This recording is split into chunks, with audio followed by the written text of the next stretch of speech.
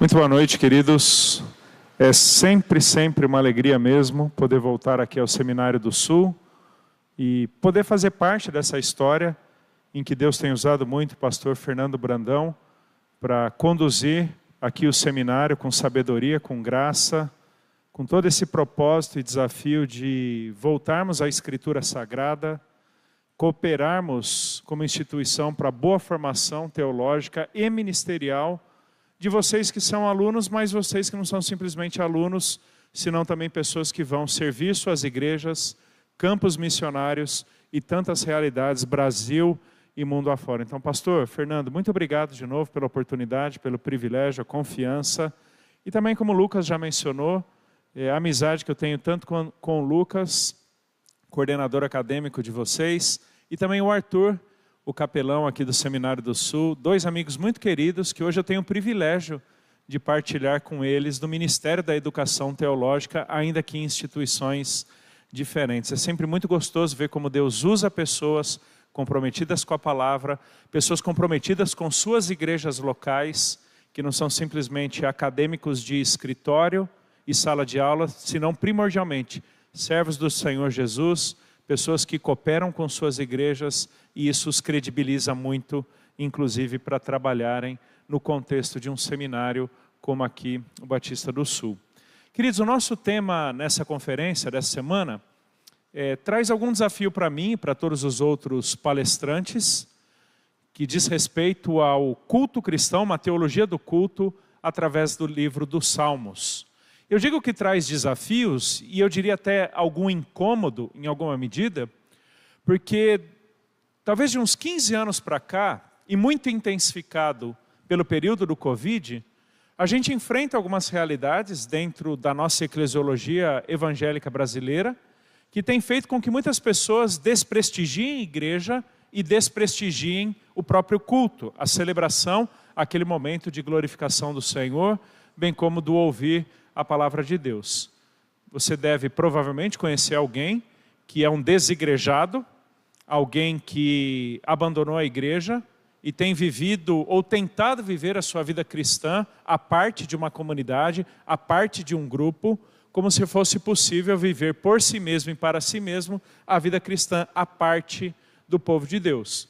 Um autor cristão, muito ligado inclusive à história da música evangélica brasileira, disse que nós vivemos uma certa época do eu-universo, uma teologia, uma eclesiologia e até expressões culticas voltadas para o eu, onde nós nos tornamos inclusive critério de avaliação de se um culto foi bom ou não. Percebeu já como nós avaliamos cultos em função do que gostamos ou não, em função de se ele atendeu ou não expectativas nossas?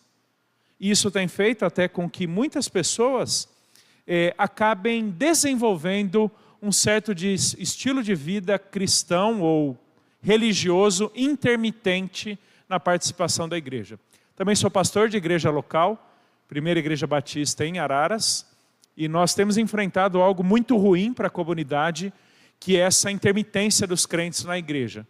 Algumas pessoas vão a um culto, faltam 2, 3, vêm mais 2 ou 3, faltam por 3, 4, e como se isso estivesse tudo bem, como se isso fosse normal. Ainda mais que num pós-Covid, a realidade online, que é muito benéfica em muitos sentidos, podemos alcançar alunos no Alabama, Estados Unidos, como o pastor Fernando falou agora há pouco, mas também tem feito com que muitos crentes se tornem preguiçosos. Você percebeu como dá trabalho sair de casa para celebrar a vida em Jesus e ouvir a palavra de Deus na igreja?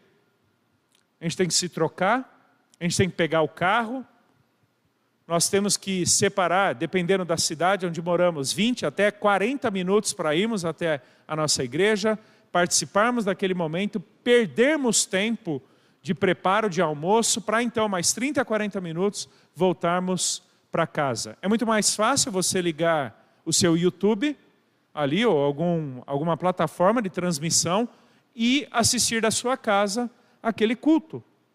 É interessante que até essa realidade midiática do cristianismo, que nós não tínhamos até então, tem levado a igreja a enfrentar alguns fenômenos dessa preocupação com o online em detrimento da comunidade presencial.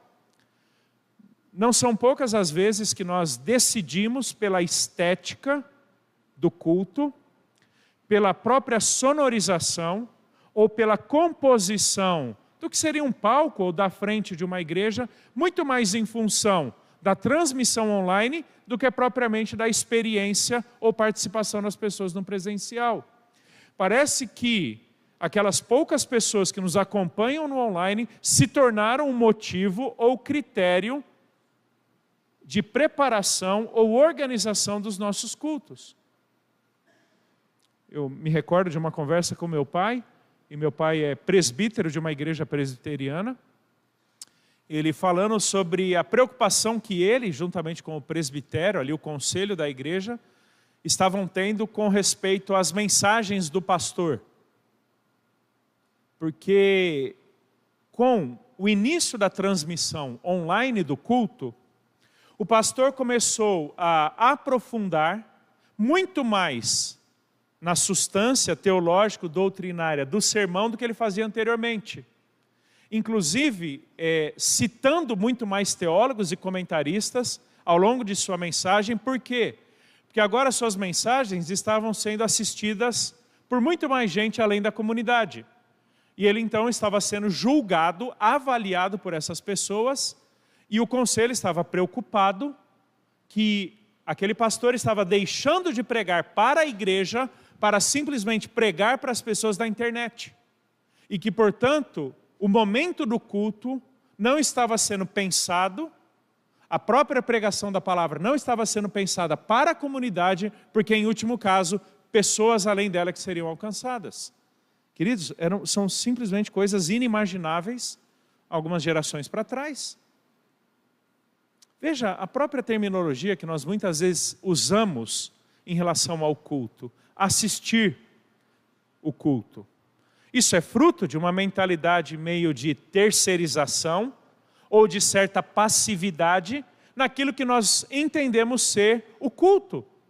Nós vamos basicamente para contemplar algo que pessoas fazem, do que propriamente participarmos, prestarmos um culto ao Senhor. E o meu desafio com vocês nessa primeiríssima palestra, até abrindo a conferência deste ano, é uma introdução à teologia do culto. O que é o culto no contexto de uma igreja cristã? Quais são os seus elementos, segundo a própria Escritura nos prescreve? Para então, na segunda palestra, olhar para 2 salmos, Salmo de número 1 e Salmo 147, assim como os outros irmãos que virão na sequência ao longo da semana, olhando para vários salmos e como cada um deles pode contribuir para a formulação da nossa teologia do culto. Quero lidar com vocês, oferecer para vocês 3 definições, das quais deveríamos partir para toda a nossa reflexão e concepção de culto. E a primeira delas é em que consiste uma igreja. Se nós falharmos no entendimento do que é uma igreja segundo as Escrituras, pouco importa o que faremos nela ou por meio dela quando nos reunimos. Porque não atenderá necessariamente o para o que Deus nos salvou em Cristo Jesus e nos reuniu como seu corpo, como seu povo, numa comunidade chamada igreja. Igreja, queridos, é a comunidade dos santos, comprometidos entre si em torno de Cristo, para adoração a Deus, ensino das Escrituras, exercício do ministério cristão e celebração das ordenanças. Igreja é comunidade. É por isso que, e eu vou conduzir essa primeira palestra para esse resultado ao final dela, é por isso que eu não presto um culto sozinho de mim, por mim mesmo, para Deus. Porque a realidade comunitária da vida cristã me diz que eu preciso necessariamente pertencer e participar numa igreja. Nós somos salvos para pertencer a um corpo. Existe então uma realidade comunitária da vida cristã que nunca será experimentada ou protagonizada a parte de um corpo, a parte desta comunidade. Então a igreja é a comunidade dos santos, comprometidos entre si, mutuamente vivenciando, expressando, cooperando uns com os outros para aquilo que justamente mutualidade, interdependência e mútuo pertencimento, nós potencializamos determinadas práticas que individualmente não somos capazes de fazer, das ofertas às orações, do serviço à adoração, da meditação à própria exposição da palavra, em torno de Cristo. E essa vai ser uma das minhas aplicações finais. O culto, ele é legítimo se ele existe em, por, para Cristo Jesus, que é aquele que justifica, legitima e autentica absolutamente tudo o que somos, temos e fazemos como cristãos e como igreja. Essa comunidade existe para adorar a Deus, ensinar as Escrituras, exercer o ministério cristão e celebrar as ordenanças. De alguma forma, essa quádrupla prática da igreja passa, e muito, pelo momento que nós conhecemos como culto, que é a minha segunda definição. O que significa um culto público? Algo que frequentemente falamos na eclesiologia, ou até quando nós nos reunimos como igreja e dizemos que estamos num culto como irmãos, um culto público. Culto público é a reunião comunitária dos santos em Cristo para, no poder e instrumentalidade do Espírito, a adoração a Deus, a celebração e proclamação da pessoa e obra de Cristo em nossas vidas, a pregação das Escrituras Sagradas, para a prática do louvor, das orações, ofertas, testemunhos, celebração das ordenanças e desfrute e fortalecimento da comunhão cristã. Essa reunião comunitária dos salvos em Cristo. E que, portanto, por serem dos salvos em Cristo, eventualmente não salvos, não crentes que adentrando nas nossas reuniões, podem ser, de alguma forma, alvo daquilo que fazemos, mas nunca o motivo do porquê nos reunimos. E aqui vai uma crítica que eu frequentemente faço, de cultos que existem por, para e em função de incrédulos. Isso não é a igreja. A igreja é e se reúne publicamente num culto a Deus como salvos em Cristo.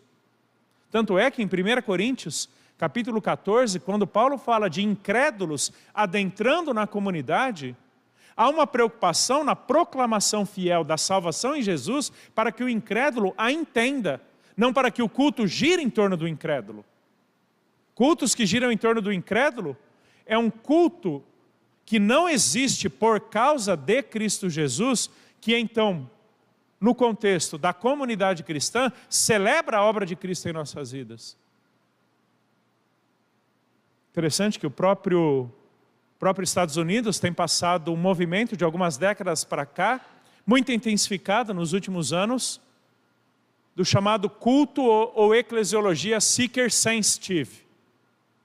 São cultos, são práticas eclesiológicas, são ministérios, são músicas, são pregações voltadas para o sensitivo, a experiência pessoal, para o incrédulo e não propriamente para a edificação do corpo de Cristo.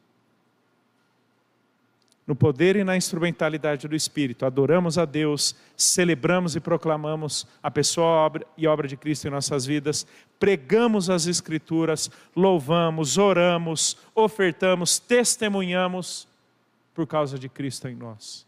Tanto quanto celebramos essas ordenanças e desfrutamos e fortalecemos a comunhão que temos uns com os outros. Isso é um culto público.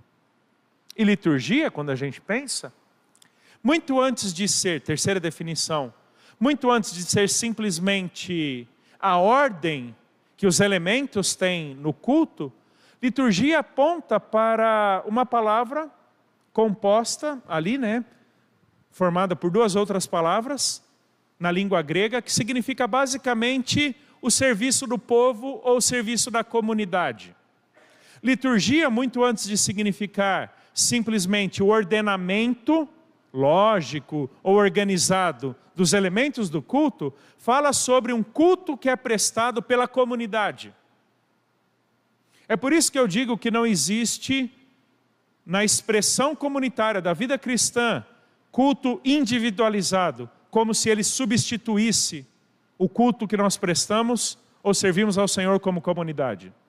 É o que eu digo frequentemente na minha igreja, que uma pessoa pode até assistir uma pregação e escutar músicas que nós filmamos na igreja e transmitimos pela internet.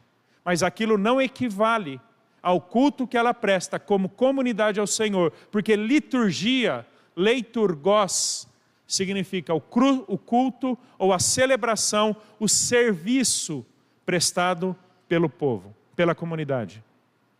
Todas essas definições, queridos, nos diz que existe uma realidade comunitária da adoração e serviço ao Senhor, que não pode ser vivida, protagonizada ou experimentada à parte do corpo, ou além do corpo.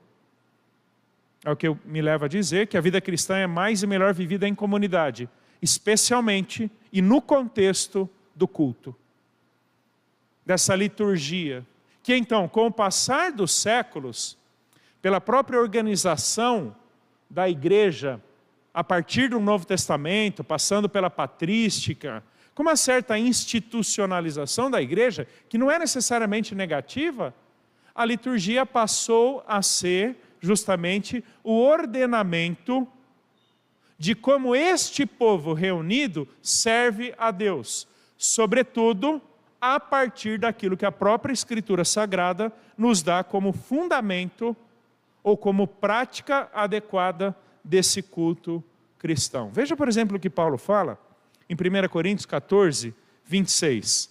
Que fazer então, irmãos? Quando vocês se reúnem, um tem salmo, outro tem ensino, outro traz revelação, aquele que fala em línguas e outro faz a interpretação. Que tudo seja feito para edificação. E no verso 40 ele diz, tudo, porém, seja feito com decência e ordem. Então, quando nós pensamos na liturgia, nós estamos pensando no ordenamento dos elementos de um culto que atende aos propósitos de Deus para essa celebração cultica ao Senhor. E aqui está uma intersecção extremamente interessante com o livro dos Salmos. Se você se lembrar, o livro dos Salmos, ele é composto por 5 livros. O Saltério é composto por 5 livros. Há muita discussão sobre a organização desses 5 livros. Existem fatos interessantíssimos, como as doxologias, que encerram cada um desses livros, e um eventual até reflexo do Pentateuco, 5 livros de Moisés, nesses 5 livros que compõem o Saltério. E não é por acaso que o Salmo de número 1, que é chamado um Salmo de sabedoria, eventualmente também chamado Salmo da Torá, porque no seu verso 2, fala antes o seu prazer está na lei do Senhor e nela medita dia e noite, colocado ou organizado intencionalmente como o primeiríssimo salmo que abre o saltério para dizer que toda e qualquer adoração a Deus se dá com base na palavra de Deus, com base na lei de Deus. E é interessante que quando nós voltamos para o próprio Pentateuco, que é de onde vem muito do conteúdo teológico do saltério, nós vemos que Deus não apenas ordena algo, quanto também nos diz que o como praticamos o que Ele ordenou é igualmente válido. Ou seja, para Deus não apenas o que é importante, senão também o como. Isso é o livro dos Salmos na adoração. Salmos não apenas nos apresenta o que ou quem nós adoramos, mas como nós adoramos. Salmos não diz simplesmente o que nos lembramos ou o que pedimos, mas o como nos lembramos e como nós pedimos. Salmos não nos dizem simplesmente o que sentimos, senão também como expressamos diante de Deus aquilo que sentimos. Então, quando nós pensamos no ser igreja, quando nós pensamos no culto e na sua liturgia, nós estamos falando de uma realidade de culto ou de serviço a Deus, que nós só podemos experimentar ou protagonizar como comunidade. E é interessante a terminologia neotestamentária para o culto. São 4 os termos. Latreia, de onde vem, por exemplo, idolatria. Só que no sentido positivo, voltado para Deus, diz respeito a um culto, a um serviço que se presta a Deus, à divindade. Existe a conotação negativa, idólatra. Mas no contexto do Novo Testamento, muitas vezes é usado no sentido do serviço ou do culto que prestamos a Deus. O segundo termo, ticia, que é o termo usado para sacrifício ou holocausto, mesma palavra usada por Paulo em Romanos capítulo 12, que fala que o sacrifício agradável ao Senhor é esse nosso culto racional. Sacrifício vivo, santo, agradável a Deus, que é o nosso culto dedicado ao Senhor, a nossa latreia dedicada ao Senhor. Dando a entender que o culto que prestamos a Deus é um sacrifício que deve agradar a Deus. E aí vem à nossa mente todo o sistema sacrificial judaico antigo, sobretudo no livro de Levíticos, onde o adorador não poderia oferecer a Deus o que ele bem entendesse. Deus prescrevia não apenas o que deveria ser oferecido, senão também o como deveria ser oferecido. Ou seja, o serviço, o culto a Deus como sacrifício ao Senhor é algo que deve atender aos propósitos de Deus. É o que, por exemplo, o autor de Hebreus, capítulo 13, verso 15, vai dizer que nós oferecemos a Deus, por meio de Cristo, sacrifícios de louvor.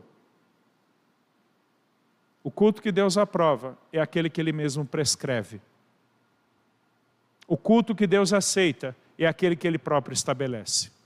Isso quer dizer que, ainda que o culto seja uma resposta humana a Deus, por quem Ele é e faz a favor do seu povo, esta expressão de reconhecimento, de gratidão, ou de, entre aspas, devolução para Deus, entre aspas, porque não falta nada em Deus que possamos cooperar ou acrescentar, mas essa resposta precisa ser necessariamente e obrigatoriamente segundo as prescrições do próprio Deus. Então, o Deus que prescreve o que é o mesmo Deus que determina o como. Ainda que o culto possa ter expressões culturais, elas precisam estar necessariamente submissas à verdade revelada, porque adoramos a Deus, quem Ele é e como Ele determina que nós o adoremos. A terceira palavrinha é prósfora, que significa o ato de ofertar, de trazer algo a Deus. É como se o nosso culto a Deus fosse um oferecimento de algo, de novo, não que estejamos acrescentando algo a Deus ou retribuindo a Deus. Essa é uma visão litúrgica completamente errada que eventualmente carregamos na nossa vida cristã. Que nós estamos retribuindo a Deus algo que Deus nos fez. Do tipo, olha o que Deus fez por você. O que é que você está fazendo por Deus? Nada. Somos completamente e irreversivelmente incapazes de retribuir qualquer coisa para Deus. Por isso, o nosso culto não é de retribuição. Não falta nada em Deus que pela nossa prestação a Ele, a nossa oferta a Ele, lhe preencha. Não, isso não é Deus. Tá bom? Deus, antes de nos reunirmos em adoração a Ele, é exatamente o mesmo depois de nos reunirmos e termos prestado tudo a Ele. A ideia de prósfora é a voluntariedade, a completa disposição de eu dar, oferecer, consagrar, dedicar algo ao Senhor. Então, quando eu canto a Deus, Deus não está triste naquele dia e que pela comunhão ou pela música que nós cantamos, Deus se alegra. Não, isso não é Deus. Deus não está triste e quando cantamos Deus se alegra. Não. Mas quando nós temos o privilégio de lhe ofertar as nossas vozes em adoração, em cânticos e louvor, nós estamos reconhecendo que até as vozes que usamos para louvá-lo é dádiva dele. Ou seja, não há nada que possamos dar a Deus que Ele já não tenha nos dado anteriormente em Cristo Jesus. Não há nada que possamos oferecer ao Senhor que já não tenhamos recebido graciosamente da parte dEle. Então, prósfora não significa acrescentar algo a Deus. devolver algo para Deus, sem o que ele então seria menos Deus. Não, é o privilégio, a oportunidade, a graça que Deus nos dá de poder lhe dedicar das nossas vozes, as nossas orações, do nosso tempo aos nossos recursos. Por isso que ofertar financeiramente é expressão de adoração. Não porque sem o nosso dinheiro Deus não tem o que fazer no mundo, porque todo ouro e toda a prata é dele. Todo mundo é dele e tudo que existe no mundo é dele. Mas quando nós ofertamos como expressão de adoração, como Provérbios capítulo 3 vai dizer, do honrar, adorar a Deus com os nossos recursos, estamos reconhecendo que não fosse Ele nos concedendo, nem isso teríamos a consagrá-lo, ou dispor ao nosso Senhor. E último dos termos, usado na linguagem neotestamentária do culto, e de alguma forma esses termos traduzem conceitos equivalentes na língua hebraica, embora o conceito de adoração, serviço e culto, na língua hebraica tenha vários termos, bem mais do que 10 conceitos, ou bem mais do que 10 termos hebraicos. A quarta palavrinha grega é proskinel. Proskinel significa literalmente dobrar-se, dobrar os seus joelhos, em completa rendição, submissão àquele diante de quem você está. É muito mais um ato visual, físico, de reconhecimento da autoridade e supremacia daquele diante de quem estamos. É por isso que Deus é um Deus de ordem e decência. É por isso que Deus não apenas determina o que, senão também prescreve o como. É por isso que desde o Antigo Testamento e perpassando toda a Escritura, existe uma qualificação, existe uma expressão que Deus aprova e outra que Deus não aprova. Do fogo estranho, lá no Antigo Testamento, passando pelo sumo sacerdote, que uma vez por ano adentrava no Santo dos Santos, com um dos seus pés amarrados, porque se ele não estivesse adequadamente se apresentando diante do seu Senhor, ele era fulminado por sua glória, até o Novo Testamento. Nós vemos que o culto que prestamos a Deus, o serviço que oficiamos diante dele, é antes de tudo, uma completa submissão ou rendição das nossas vidas diante do Senhor, em reverência. E o conceito subjacente aqui é o conceito de temor. O que é temor? É tanto o respeito reverente quanto o pavor temeroso. Esse é o conceito de Yareh no hebraico e Phobos no Novo Testamento. Respeito reverente e pavor temeroso. Estamos diante de ninguém menos do que Deus. Nos apresentamos diante de ninguém menos do que o Criador do céu e da terra, de quem nossas vidas dependem, não apenas nos seus macroeventos, senão também nos seus mínimos detalhes. Por isso que proskinel, essa ideia de prostrar-se, é o reconhecimento da dignidade, da majestade, da grandeza, da beleza do Deus a quem nós adoramos. Por isso que adoramos a Deus na beleza da sua santidade. Porque diante desse Deus, a resposta mais adequada é prostrar-se e contemplar. Por isso que então Eclesiastes vai dizer que sejam poucas as suas palavras. Chegue muito mais para contemplar do que prometer. Porque a sua promessa não acrescenta algo para Deus. Deus não é comovido por promessas ou votos que fazemos diante dele. Porque diante de quem Deus é e do que Ele faz em nosso favor, a resposta mais adequada é lançar-se rosto em terra e humilhar-se diante do Senhor. É por isso que então, Paulo vai dizer em Filipenses 3, contrastando os crentes de Filipos, os verdadeiros crentes, com os falsos mestres, eventualmente alguns judaizantes, quando ele diz no verso 3, porque nós é que somos a circuncisão verdadeira. Nós que adoramos a Deus no Espírito e nos gloriamos em Cristo Jesus. A expressão aí, adoramos a Deus, é o termo latreia. Nós somos aqueles que servimos a Deus, que oferecemos verdadeiramente o nosso culto a Deus. Romanos capítulo 12, verso 1, portanto, irmãos, pelas misericórdias de Deus, peço que ofereçam o seu corpo como sacrifício vivo, santo e agradável a Deus. Esse é o culto racional, pensado de vocês. E culto racional não significa um culto logicizado, que abstrai ou nega a voluntariedade, a nossa realidade emocional, afetiva, sensorial. Não, essa não é a ideia de culto racional. Culto racional, no sentido de culto pensado, e aqui é literalmente lógica e latreia, significa um culto que coerentemente, consistentemente, corresponde à maneira como Deus deve ser adorado, à maneira como Deus deve ser cultuado. E Hebreus 13, 15, como eu mencionei para vocês. Por meio de Jesus, pois, ofereçamos a Deus sempre sacrifício de louvor, que é fruto de lábios que confessam o seu nome.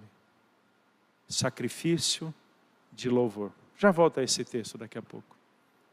Quero mencionar algumas passagens que para mim servem muito de base ou como fundamentação bíblico-teológica desse culto que prestamos a Deus. Por exemplo, João capítulo 4, verso 23 e 24. Mas vem a hora, e já chegou, em que os verdadeiros adoradores adorarão o Pai em espírito e em verdade. Porque não são esses que o Pai procura para seus adoradores. Deus é espírito, e é necessário que os seus adoradores o adorem em espírito e em verdade. Interessante que essa palavra espírito e verdade são muito importantes na teologia de João. Se você se lembrar de todos os evangelhos, para não dizer de todo o Novo Testamento, João 14 a João 16 são os capítulos de maior substância pneumatológica do Novo Testamento. O que nos dá a entender aqui que adorar a Deus em espírito não é simplesmente o nosso espírito, mas pode ser muito bem o adorar a Deus pelo Espírito de Deus. Exatamente como Paulo falou em Filipenses capítulo 3. Nós que adoramos a Deus pelo Espírito e nos gloriamos em Cristo Jesus. Ou seja, é o Espírito que nos leva a uma verdadeira adoração. Por quê? Porque nem orar como convém nós sabemos. Quanto mais nos apresentarmos diante de Deus de um jeito que Ele prescreve. É por isso que para mim, culto público, na definição de culto público, eu preciso contemplar o poder e a instrumentalidade do Espírito.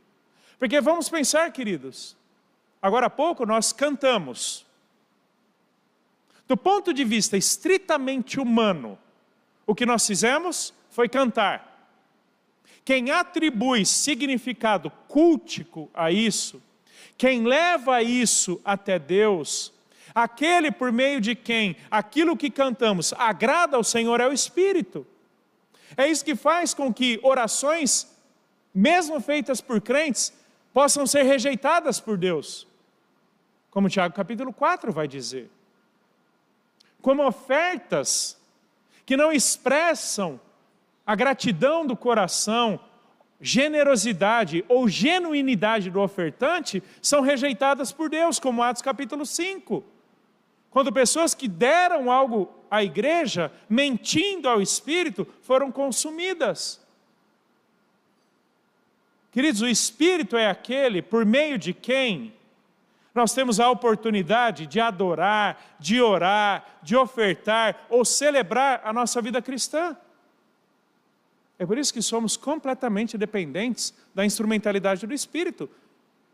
E Deus, na sua sabedoria e desígnio eterno, tinha toda a certeza de que nós não somos capazes de, por nós mesmos, oferecer a Ele um culto adequado. É por isso que Ele nos deu o seu Espírito. É por isso que uma das pessoas da Trindade habita em nós, nos capacita, nos santifica, para que aquilo que viermos a prestar ao Senhor, oferecer ao Senhor, seja de exata conformidade com aquilo que Ele prescreve. Queridos, somos mais dependentes do Espírito do que imaginamos. Veja o próprio dom espiritual. Não fosse o Senhor nos capacitando, A pregação da palavra não passaria de uma simples leitura de um texto, que por mais poderoso que ele seja nele mesmo, como palavra de Deus, não serviria ao propósito de transformação e edificação. É por isso que precisamos do dom do Espírito. É por isso que o Espírito capacita a igreja com mestres. Atos capítulo 2. Texto muito bonito, né? Perseveravam na doutrina dos apóstolos, na comunhão, no partir do pão, nas orações. Em cada alma havia temor.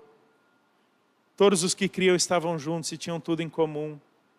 Diariamente perseveravam unânimes no templo, partiam pão de casa em casa, tomavam as refeições com alegria e singeleza de coração, louvando a Deus e contando com a simpatia de todo o povo. Enquanto isso, o Senhor lhes acrescentava dia a dia os que iam sendo salvos. Atos capítulo 2 é muito mais um testemunho histórico de práticas litúrgicas ou culticas do que propriamente um modelo de culto, tá bom? Histórico, teologicamente, é impossível voltarmos a ser a igreja de Atos 2. Aqui é o nascedouro da igreja. Você não tem nem as epístolas que fundamentam a prática, a liderança, o ser igreja, que o próprio Deus, na sua graça e bondade, vai permitindo com que elas sejam acrescentadas ao cânon cristão. Atos 2 testemunha para nós práticas que a igreja tinha, a maneira como ela entendia a sua adoração a Deus, e alguns elementos que foram fundamentais para criar essa identidade eclesiástica que hoje, pela graça e bondade de Deus, já temos há quase 2000 anos. A gente não tem que copiar os elementos de Atos 2, ipsis literis, mas nós temos que entender as verdades que moveram aquela comunidade a prestarem o seu culto a Deus, e então discernindo ao longo da Escritura Sagrada quais são esses elementos fundamentais do culto cristão. Colossenses capítulo 3, que a paz de Cristo seja o árbitro no coração de vocês, pois foi para essa paz que vocês foram chamados em um só corpo, e sejam agradecidos. Que a palavra de Cristo habite ricamente em vocês, instruam e aconselhem-se mutuamente em toda a sabedoria, louvando a Deus com salmos, hinos e cânticos espirituais, com gratidão no coração. E tudo o que fizerem, seja em palavra, seja em ação, façam em nome do Senhor Jesus, dando por Ele graças a Deus Pai. O texto paralelo a esse é Efésios capítulo 5. O louvar, o orar, o aconselhar, o pregar a palavra, a reunião da comunidade, como expressão daquilo que agrada ao Senhor. Por isso que então Paulo vai dizer, num texto paralelo, quando vocês se reunirem, um traz salmo, o outro ensino, e por aí vai. O culto cristão contém alguns elementos essenciais ou fundamentais para ser biblicamente chamado de culto de adoração a Deus. Quero mencionar esses elementos. E a minha preocupação aqui, queridos, não é lidar culturalmente, tá bom? É mais uma perspectiva bíblico-teológica do que uma preocupação das implicações culturais ou contemporâneas desses elementos. Esse não é o meu propósito, tá bom? O culto cristão, ele é expresso na reunião dos salvos em Cristo. É por isso que por diversas vezes, especialmente em 1 Coríntios, do capítulo 11 ao capítulo 14, Paulo dirá, quando vos reunis, quando vos reunis, quando vos reunis. Tanto no sentido positivo quanto no sentido negativo. Aqueles crentes estavam tendo algumas práticas equivocadas na ceia do Senhor, que era a ocasião da reunião deles, e Paulo diz, quando vocês se reúnem e vocês praticam a ceia desta forma, não é ao Senhor que vocês estão celebrando. Eu não vos louvo nisso. Porque a própria ceia tem um jeito de ser celebrado. Efésios 5, Paulo diz, verso 19, falando entre vocês, com salmos, hinos e cânticos espirituais. Veja que seja quando vos reunis, ou entre vocês, apresenta essa realidade da reunião, da comunidade reunida em prestação de culto ao Senhor. Ao longo de toda a Escritura, nós olhamos para esse serviço ou culto a Deus em dois âmbitos. No âmbito pessoal particular e no âmbito comunitário. O próprio livro dos Salmos tem isso. Você tem muitas vezes experiências, orações, lamentos particulares, hiper específicos. E eventualmente você tem salmos que são lamentos comunitários, são expressões comunitárias de louvor ao Senhor ou de gratidão a Deus. No contexto aqui da nossa conferência, o foco é esse aspecto mais comunitário, coletivo, eclesiástico do culto cristão. Isso me leva a dizer, queridos, que existe uma realidade do culto cristão que nós não experimentaremos e nós não ofereceremos ao Senhor a parte da igreja. É por isso que desigrejado é um contrassenso bíblico. É uma impossibilidade semântica chamar de crente desigrejado. Você não pode juntar esses dois termos numa mesma frase. Não pode. Você precisa necessariamente de uma realidade comunitária, corporativa, para experimentar e protagonizar culto, serviço ao Senhor como irmãos em Cristo. Segundo elemento do culto. O culto serve ao propósito da leitura e exposição das Escrituras. Sobretudo em termos doutrinários. O que nos leva a avaliar e rejeitar muitas circunstâncias ou igrejas que, tendo o incrédulo como o alvo do seu culto, deixa de se valer da exposição da palavra quando a igreja está reunida para o fortalecimento e o aprofundamento doutrinário da comunidade. Igrejas teologicamente rasas são igrejas que são facilmente arrancadas. Porque é interessante que a própria expressão bíblica é do enraizamento, é do aprofundamento bíblico. Igrejas que não são doutrinariamente profundas, são imaturas espiritualmente, como Paulo fala em Efésios 4, levada por todo vento de doutrina, por causa da sua inconstância, por causa da sua fragilidade. O culto serve ao propósito do doutrinamento. Podemos ter uma escola bíblica, podemos ter eventualmente uma reunião semanal, que até algumas igrejas chamam de culto de doutrina, que lamentavelmente vai bem pouca gente, pouquíssima gente, mas algumas igrejas acabam sacrificando o culto do domingo nos seus aspectos doutrinários, para que ele seja agradável aos incrédulos. Isso não faz sentido teologicamente, isso não faz sentido biblicamente. Por isso que Paulo então diz, ao escrever para os Colossenses, capítulo 4, e depois que esta carta tiver sido lida entre vocês, façam com que ela seja lida também entre os laodicenses. Tessalonicenses 5:27, peço com insistência, em nome do Senhor, que esta carta seja lida para todos os irmãos. Por isso que então Paulo vai dizer, em 1 Timóteo 4, ensina e ordena estas coisas aos irmãos. Aplica-te à leitura pública das Escrituras. Queridos, o culto existe para pregarmos a palavra aos irmãos, nos aprofundarmos nos desígnios do Senhor, em todo aquele conselho de Deus, que Paulo em Atos 20 disse que se dedicou tanto, até com lágrimas nos olhos, mas que não privou os efésios de receberem as riquezas insondáveis de Cristo Jesus.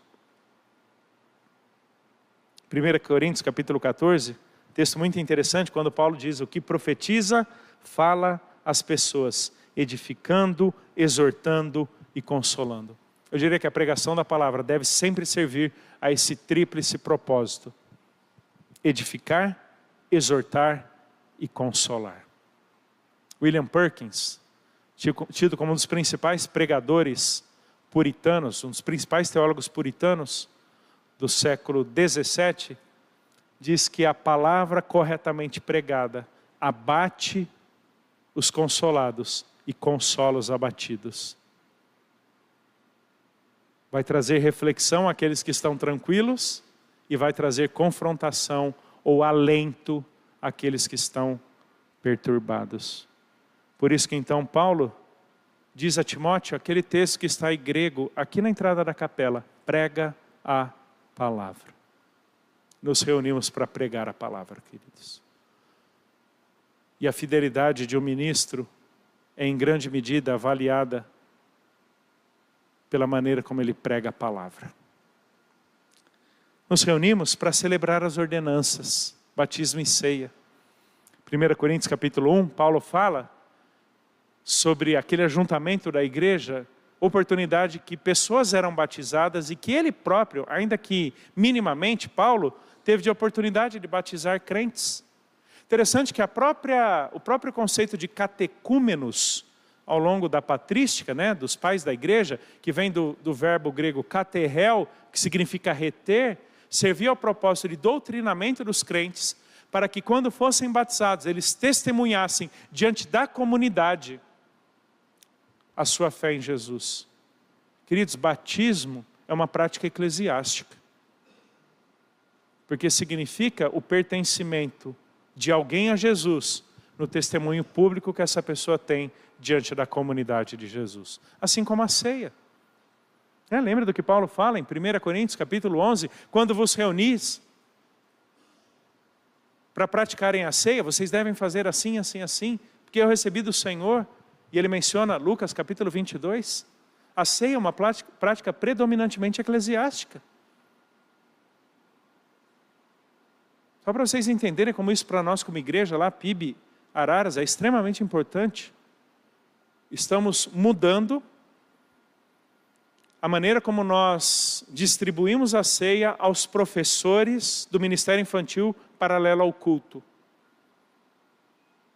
Porque nós temos eventualmente professores que pegam ali os elementos, aquele copinho já montadinho, sabe? Com o lacre, colocam na bolsa e fazem em casa. Não. Isso é uma prática eclesiástica. Nós queremos celebrar como irmãos. É isso que me levou, algumas semanas atrás, com uma família que por cirurgia e problemas seríssimos de saúde, marido e esposa não têm podido ir à igreja. Eu não fui simplesmente lá, entreguei o cálice e o pão. Eu levei mais gente da igreja e a gente celebrou Jesus com aqueles irmãos ali naquela casa.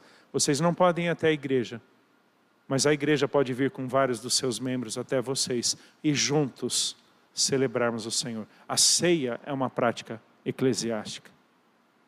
Por isso que os crentes se reuniam para praticar, para celebrar ao Senhor. Faz parte do culto cristão as orações, o louvor e a gratidão ao Senhor. Poderia separar, inclusive, cada um desses subtemas para uma palestra. As orações como pertencentes ao culto. Preste atenção que o livro dos Salmos, às vezes é mal compreendido. A gente que acha que o livro dos Salmos é o inário de Israel no templo. Não. Alguns dos Salmos eram cantados. Boa parte dos Salmos eram recitados em algumas reuniões específicas da comunidade de Israel, inclusive nas sinagogas, no pós-segundo templo, e não necessariamente cantados. Alguns salmos eram musicados, mas sempre e inequivocamente, todos os salmos serviam ao propósito da oração do povo. Seja cantando, seja recitando. Inclusive, o estilo poético de composição servia ao propósito de uma memorização mais fácil. Salmos não é aleatoriamente de natureza poética, porque a poesia tem um poder de concisão de palavras e por meio dos chamados paralelismos, que é um dispositivo literário da poesia hebraica, compor ideias e balanceá-las, seja por meio de sinônimos, seja por meio de contrastes, seja por meio de antíteses e por aí vai. Facilitava a memorização do povo, só para a gente ver como nós empobrecemos a música evangélica brasileira.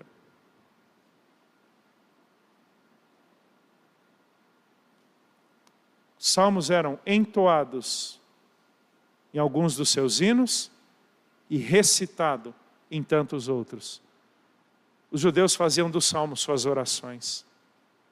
Por isso que Paulo então vai dizer, falando entre vós com salmos, não apenas cantando, mas inclusive recitando, mencionando como expressão de adoração, como expressão de dependência, de devoção.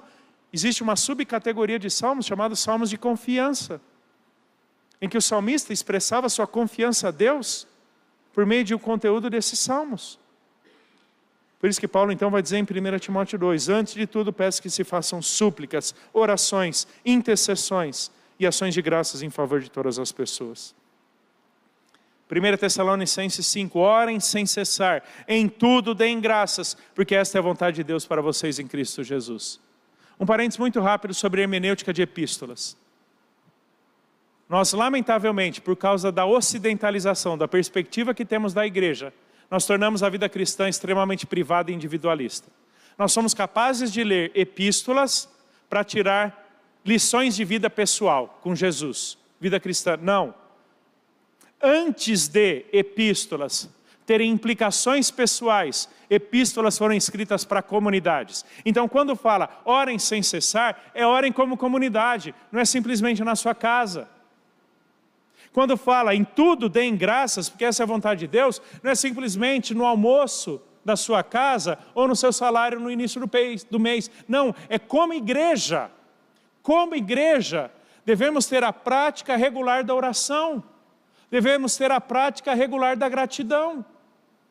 Tenho conversado muito isso com os ministros de louvor da nossa igreja.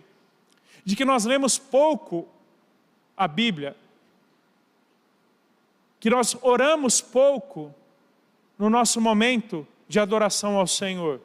Eu sei que o pregador vai ler a Bíblia, mas como igreja, eventualmente no culto, aquela é a única oportunidade de por 1h30, 1h40, de alguém ler a Bíblia no culto.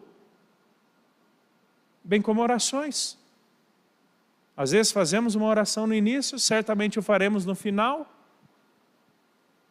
Mas nós não podemos nos reunir só para um momento de oração por 1h30. As orações sempre fizeram parte das orações. Orem sem cessar. Tiago, capítulo 5, verso 13. Alguém de vocês está sofrendo? Faça oração. Alguém está alegre? Cante louvores. Não é simplesmente, eu fico sabendo que o meu irmão está feliz porque ele passou num concurso. Parece aquele negócio de rádio antiga, né? Dedica uma música para o fulano, lembra? Na época da rádio, quando você interagia com o locutor. Não, essa não é a ideia. É como igreja, vamos louvar ao Senhor. Vamos orar ao Senhor como comunidade. Ao nos reunirmos, coloquemos irmãos em oração. Louvemos a Deus pela graça e bondade dEle na vida dos crentes. E também, o culto serve ao propósito do desfrute e fortalecimento da comunhão cristã, pela prática da mutualidade cristã, expressa pelo serviço e reciprocidade. E aqui entre Hebreus capítulo 10, verso 23.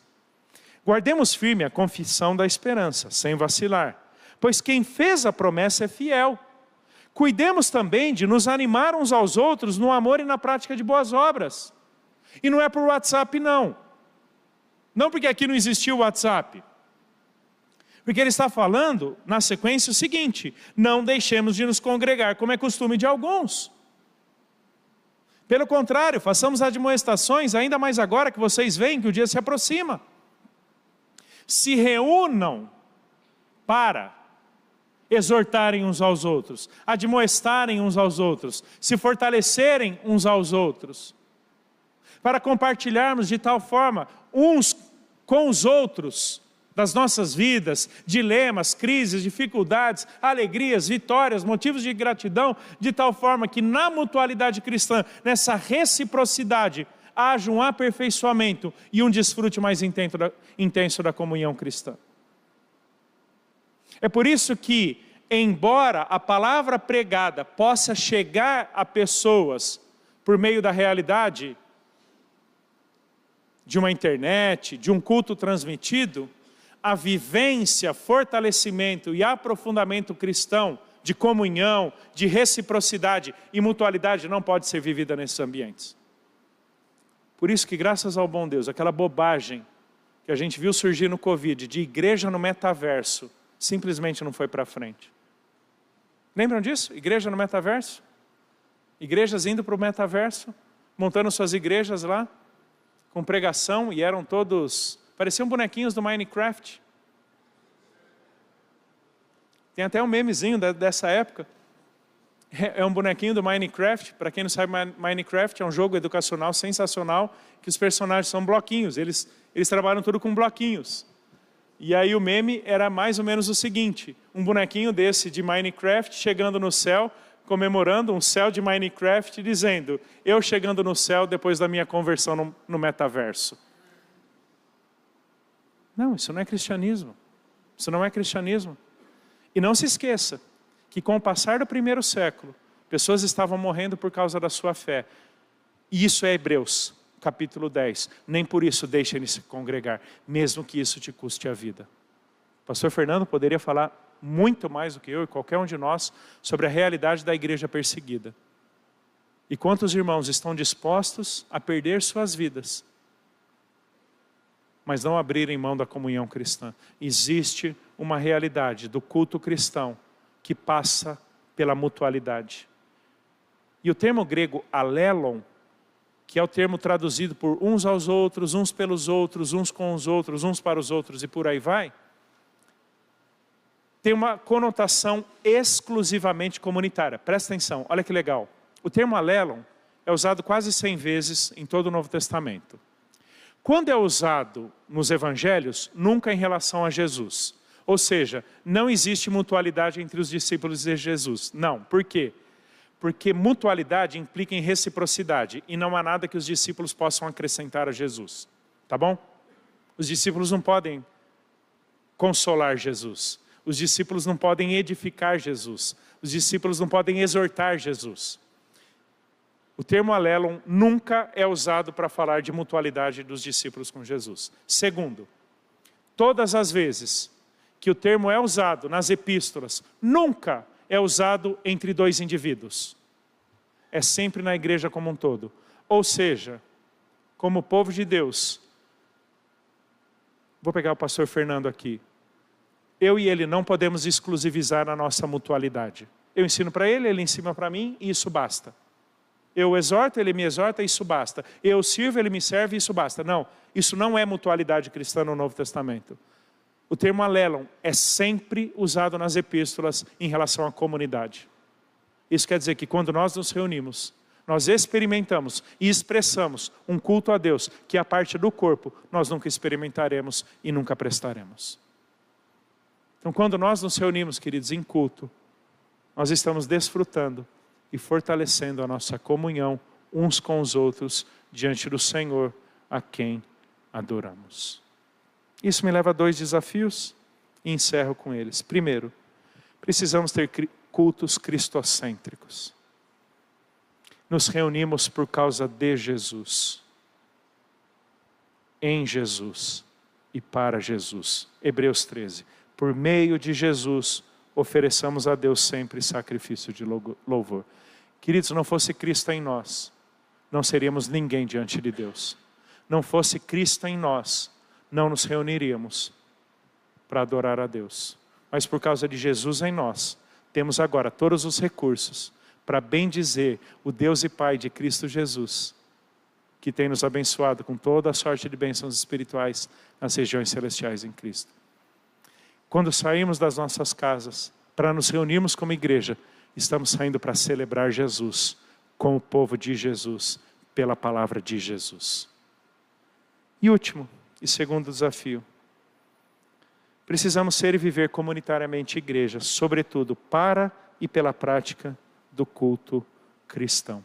Aquilo que o Credo dos Apóstolos fala e que eventualmente nós nos esquecemos. Creio no Espírito Santo, na Santa Igreja Universal, na comunhão dos santos.